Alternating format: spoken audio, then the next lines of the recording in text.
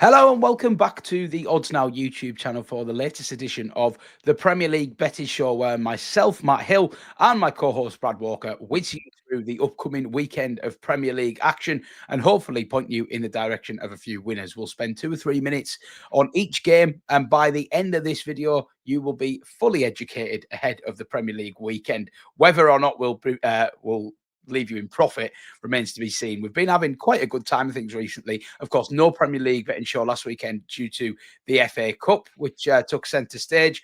Brad, as a Liverpool fan, I won't mention the FA Cup to you, and I won't mention last night at Goodison Park to you either. We'll just crack straight on, I think, eh? Yeah, let's get on with it. Yeah, there's no need to waste any more time with that, I don't think. Yeah, go well said. Yeah, well said. Did enjoy that one myself. But anyway, we'll march on. Brighton versus Chelsea is our first game of the weekend. We've got some Friday night football, and it's a familiar feeling for these two. We were playing each other last weekend in the FA Cup. As I mentioned, fourth round ties last weekend. Brighton prevailed in that one, which didn't look very likely after 5 minutes when Chelsea went ahead through a bit of a goalkeeping howler from Verbruggen. But they responded really well. Brighton turned the game round with goals from Rutter and Mitoma, sealing their place in the fifth round at Chelsea's expense. And I think these are two teams that have both started the season so well, but have gone off the boil in the last couple of months. And the fan bases will be wondering what could have been, I suppose, because I think Brighton, they've only won 2 of their last 12 in the Premier League. Chelsea only winning 2 of their last 8 in the Premier League. So it's not been a good time of things, certainly at the start of 2025 for these two clubs. But we know that they're both very capable on their day. A lot of attacking talent in the ranks of both in particular. And that was why I was not surprised to see that goals are firmly expected in this game. The market is very much anticipating this being a bit of a goal fest. Now, the market is leaning towards Chelsea, which probably doesn't surprise. But I can't back either of these two teams with any confidence. In fact, the last time I backed Brighton, they lost 7-0 to Nottingham Forest. So I just don't know what I'm going to get. So it leads me down the player props line for this particular game. And it's to the cards market. I'll go with Moises Caicedo, obviously playing against his former club here in Brighton for Chelsea. He is quite a cynical player, Caicedo. No doubt he's talented, but he does love a foul. He's actually made the 5th most fouls in the entirety of Europe's top 5 leagues. Only João Gomez of Wolves making more fouls than him in the Premier League this season. And that is starting to finally translate into his cards. He's been booked in 3 of his last 4 outings, including against Brighton last weekend for quite a cynical foul on Tariq Lamptey. I don't know how he didn't get booked in the other game of that 4-game run against West Ham, where he committed 4 fouls and somehow managed to avoid a yellow card. But he does feel like a bit of a walking yellow card at the moment. I think what we saw in that game last weekend was that Brighton do have the quality to kind of at least compete and cause Chelsea problems in the middle of the park. And it feels like to me like there will be scenarios in this game where Caicedo maybe has to make a bit of a cynical foul and just take one for the team here, which he's very adept at doing, as I say. So there are prices. This range is as low down as sort of 11 to 8, 6 to 4, but there's 2 to 1 available on a Moises Caicedo yellow card in this game, and that looks like a bet to me. That's the way I'm going to be playing this Friday night football. And if you're having a bet builder on the game, for example, I definitely recommend having a look at Caicedo fouls or the Caicedo book in there. That is available with Ladbrokes and Coral, 2 to 1 best price to start the weekend. Brad, over to you then for your first game. That is the Saturday lunchtime kickoff between Leicester and Arsenal. Yeah, I think it's fair to say this is a game which will probably have a big impact at both ends of the table, depending on the result. We'll start with Leicester, who have just got 1 win in their last 10 matches in the league, so not the greatest run of form for them. They've also not won at home since the start of December, yet they are only 2 points away from Wolves in 17th, and Wolves, of course, who will come on to face Liverpool the following day. So if Leicester are able to spring up a shock here, there's a good chance that they do end the weekend outside of the bottom 3. But they do face a stern task, I think it's fair to say, against Arsenal, as you say, in the early kickoff, Matt. The Gunners are unbeaten in the last 14 Premier League matches. They are in good form, despite a lot of negative talk, I think it's fair to say, around the club. A lot of frustration, I think, about their lack of incomings in the January window. I do also think that a lot of the negative talk is largely due to the success of Liverpool too. Not many people were expecting them to do what they've done so far, but it's hardly been dire straits at the Emirates, I think it's fair to say, although they haven't played since they bowed out at the Carabao Cup semi-final stage with a 2-0 loss at Newcastle around 10 days ago now. So they are well rested ahead of their visit to the King Power.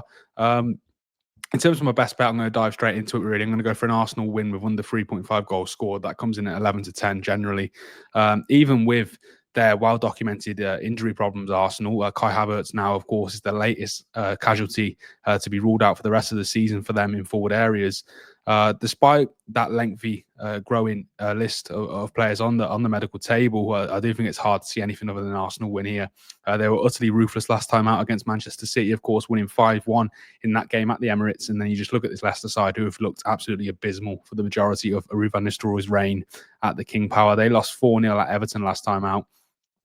So yeah, I can't see anything other than a away win, but I do expect it to be relatively tight. Though. Sorry, there's not been more than 3 goals scored at the King Power since the 8th of December, where they drew 2-2 with the aforementioned Brighton. In fact, their last 3 home games have seen Leicester lose 2-0 each time, and 67% of Arsenal's away games have also seen under 3.5 goals scored. So I think getting an odds against price with an Arsenal win under 3.5 goals is certainly worthy of a punt. In the early kickoff.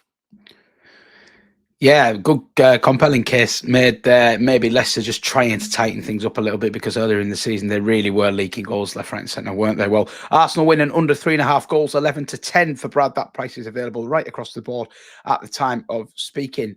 Well, back to me then, and it's first of the 3 o'clocks. We're going to tackle these 2 London teams meet. West Ham hosting East London against the West Londoners of Brentford, and it's probably been it's shaping to be a pretty unremarkable season for both of these, which is a real shame for Brentford, who started oh so well. I will come on to them in a minute, but we should probably start with West Ham, who are having a turgid time of things, aren't they? They've swapped Julian Lopetegui out for Graham Potter. It hasn't brought an instant upturn in results, unfortunately. Just 1 win in 5 for Potter since he came in. That was in his first home game, it should be noted, and he's won 1 out of 2 home games. So theoretically, probably a bit early to be writing him off in that regard. But a disappointing home loss to Crystal Palace in there as well.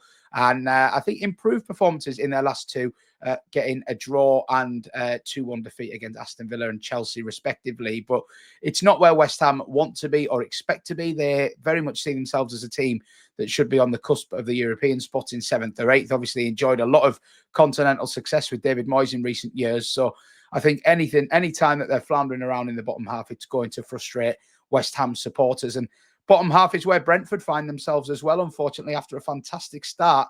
And they were so reliant on that home record, weren't they? It felt like on a weekly basis we were talking about Brentford being near unbeatable at Fortress G-Tech. Well, that is no longer the case, I'm afraid. They're now 6th without a win in all competitions at home, which is a complete reverse, as I say, to how they started the season, where I think they won.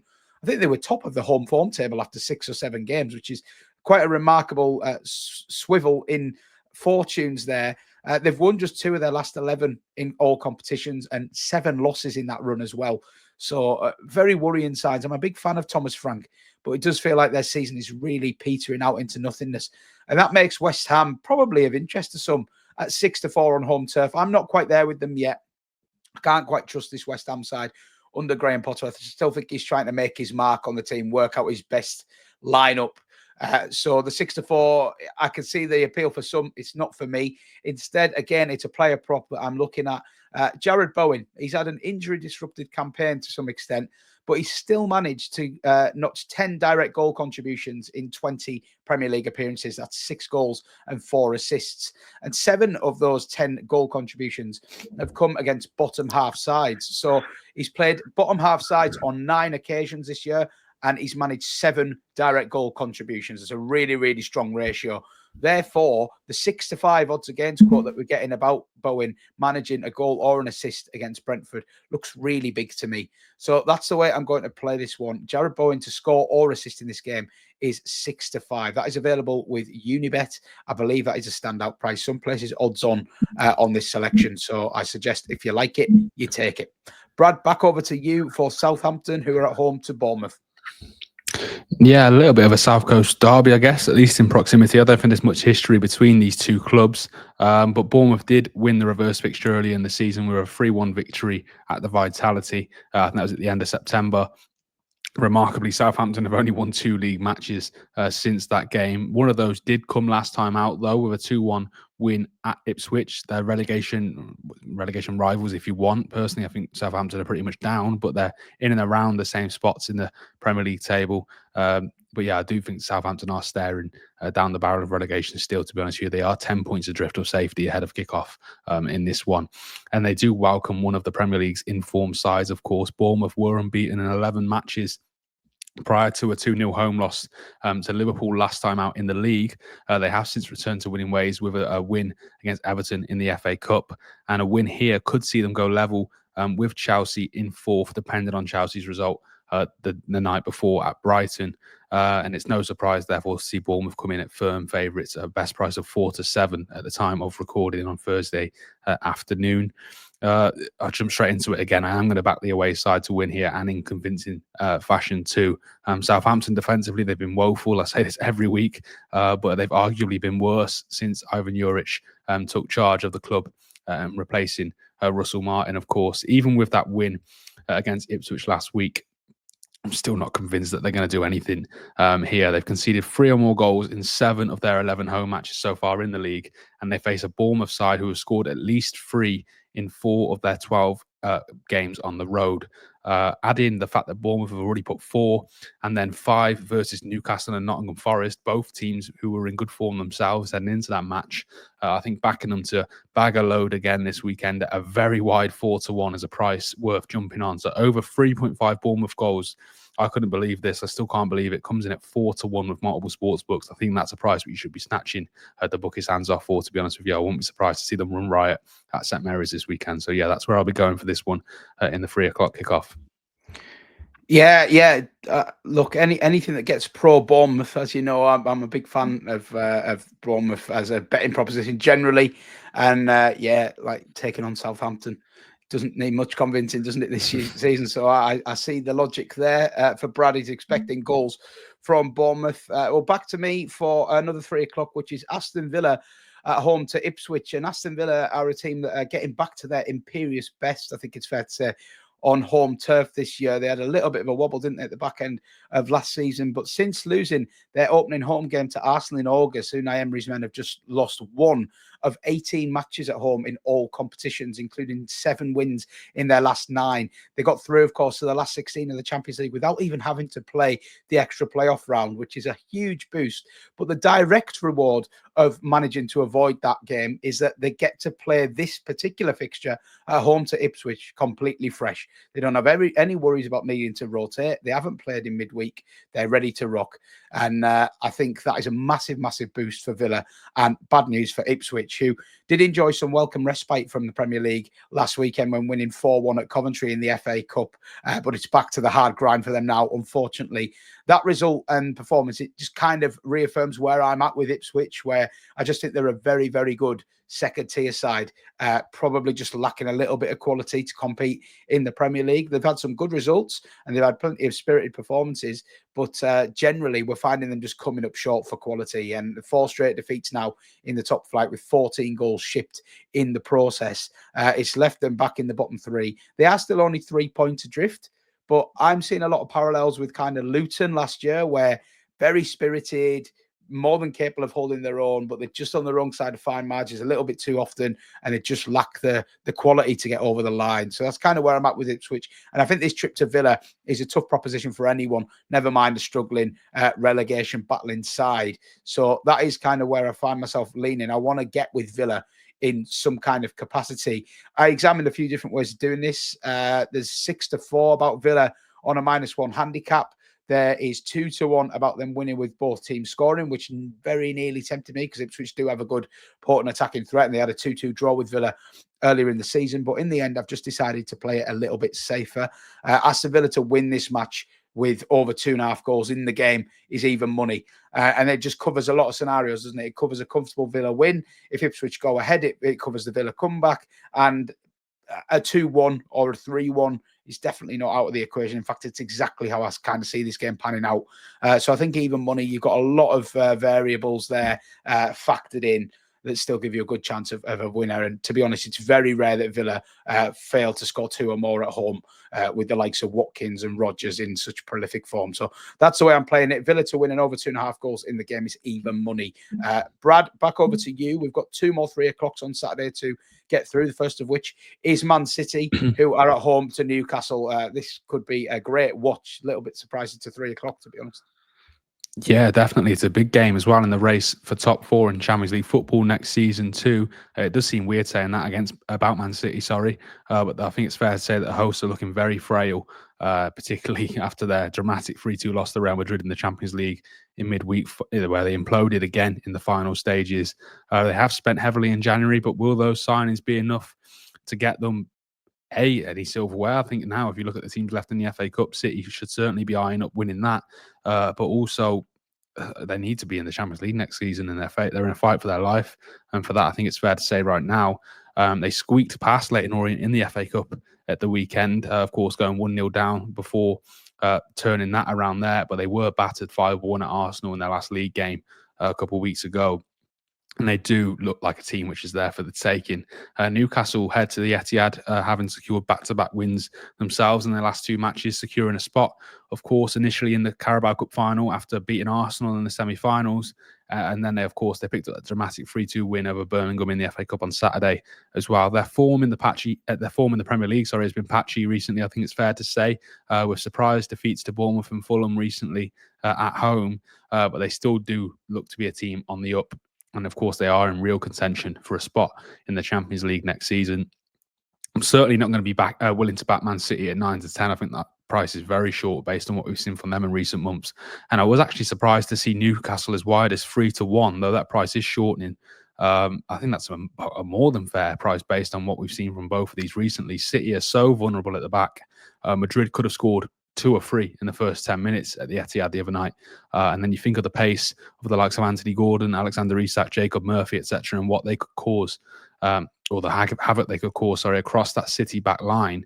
I certainly think it's worth backing the away side here. Their recent record at the Etihad isn't great. They've not won in any of the last 10 there, but this isn't the same Man City side that they faced in years gone by. I just think the performances from both of these sides make the 3 to 1 price on a Newcastle win a more than worthy punt. It's more of a value play for me. That comes in with Unibet, by the way, but like I said, that price is shortening, so you want to get on that sooner rather than later to get the best odds available. I'm also going to chuck in Alexander Isak to have over 1.5 shots on target as well, which again comes in at quite a wide price, in my opinion, of 17 to 10 generally.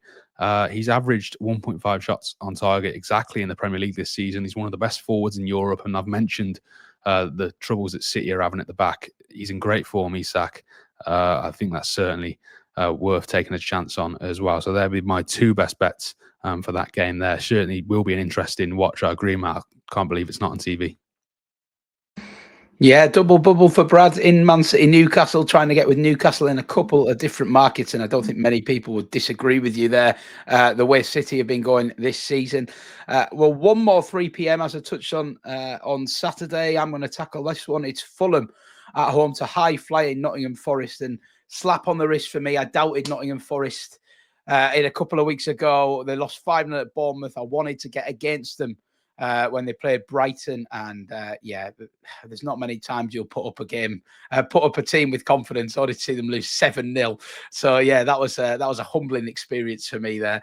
But serves me right for doubting Forest. You've got to give them credit. Great bounce back ability, because that Bournemouth loss could have shattered the confidence of many a team.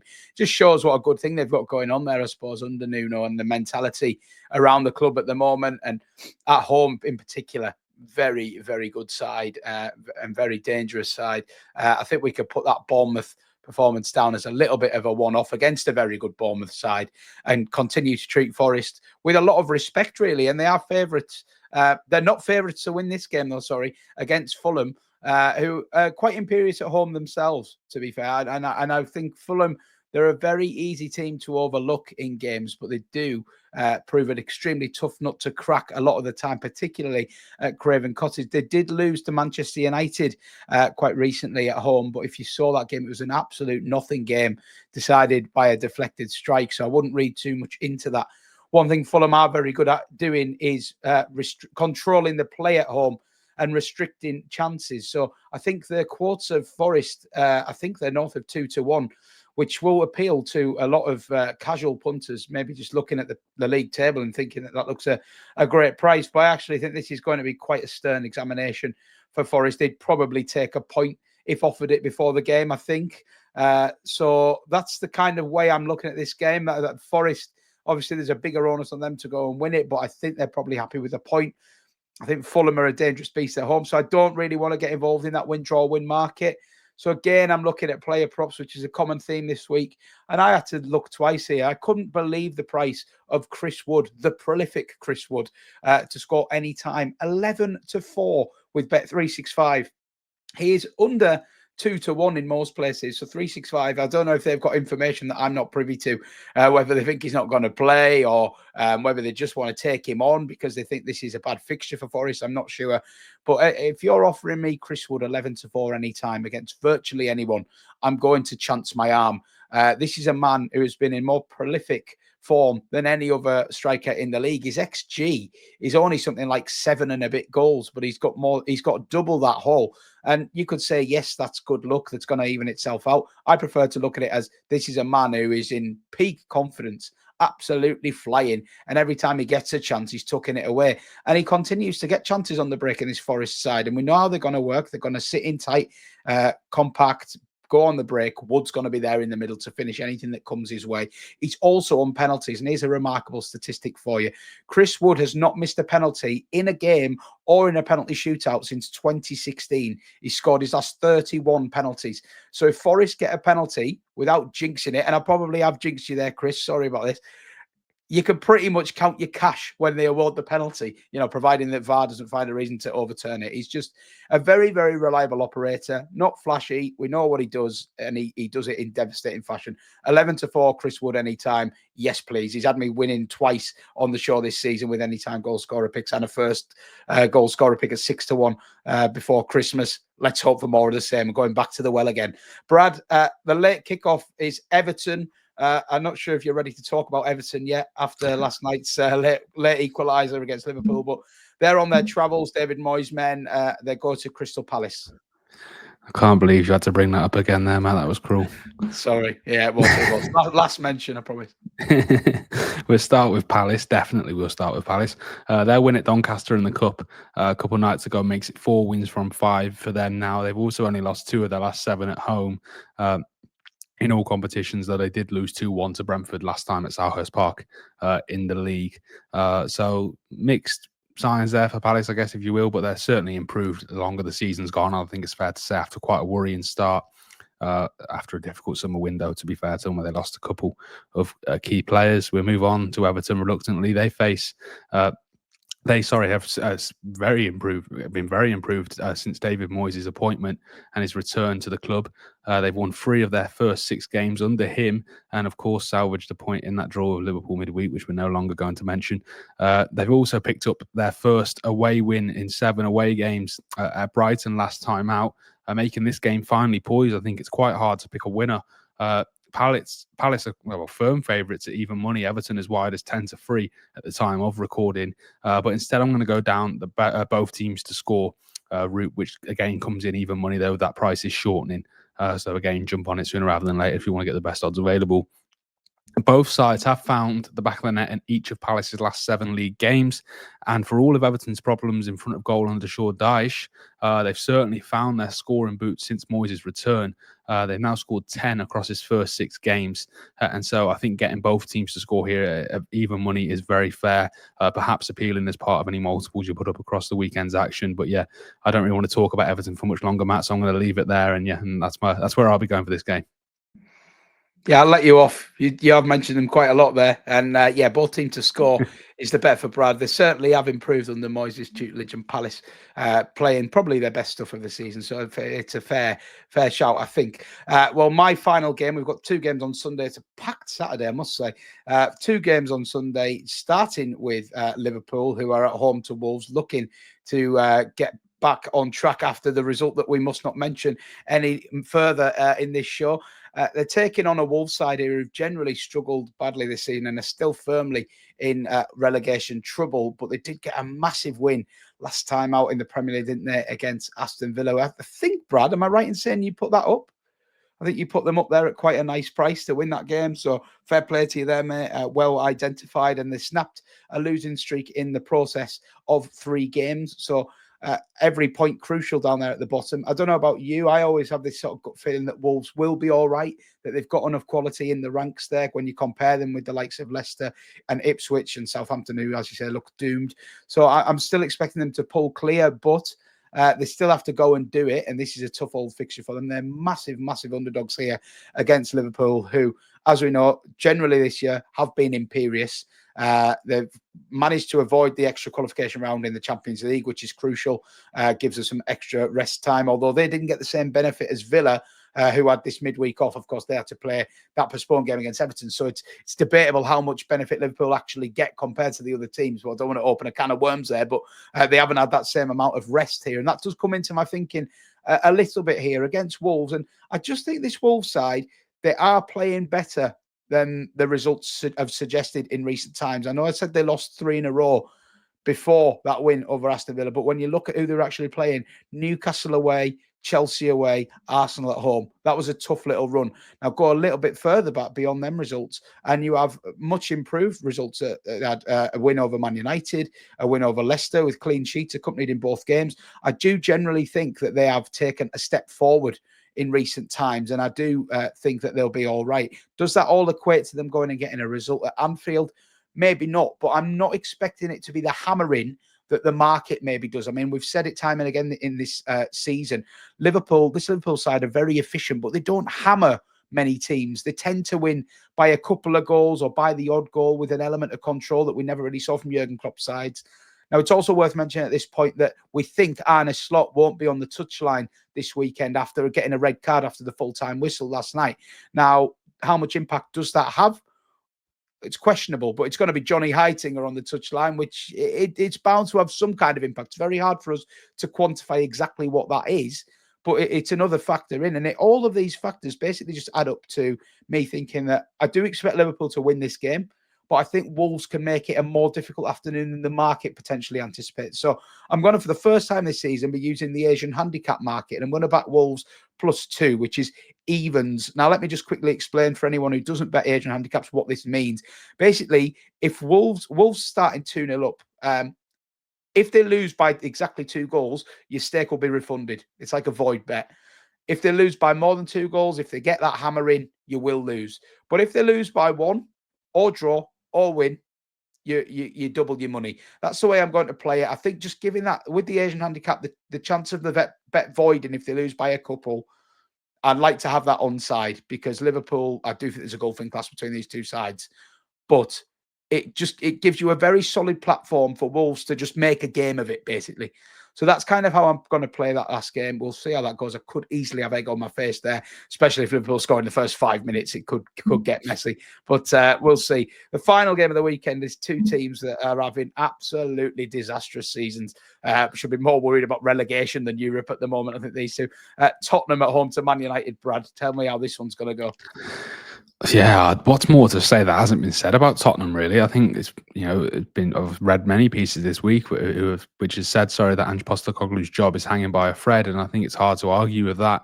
They've now gone out of both domestic cups over the last week or two. Only the Europa League, really. Is there any chance of him keeping his promise of winning in his second season? But it's hard to see them putting a run together there as well, to be honest. Injuries, again, have been a problem. Say the same every week. He's pointed that out again in his press conferences this week.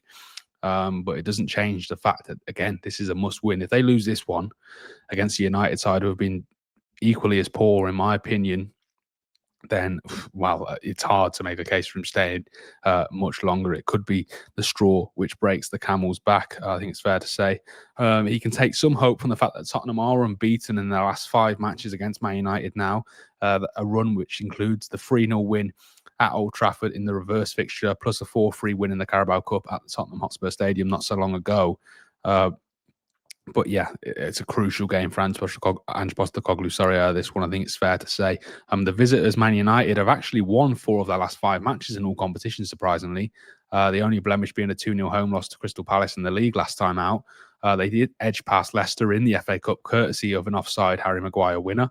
I had to point that out. But yeah, despite what might look like a positive run of form in recent weeks, from a distance, I think it's more than fair to say it's not gone to plan for Ruben Amorim yet.